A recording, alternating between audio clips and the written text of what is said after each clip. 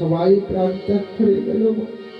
যেখানে আমার পুত্র নেই, যেখানে আমার আর কেউ নেই, মা বলার মতো আমার যখন আর কেউ থাকলো না, তবে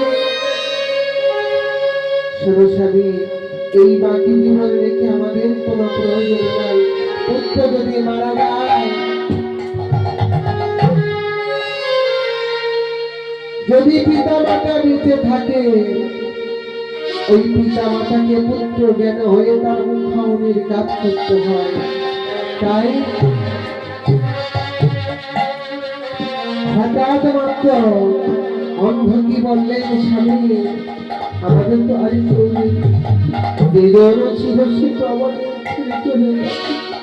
তাই পুত্রের মুখামনির কাজ করে বাকি জীবন সরবাদ নিয়ে কাজ করি।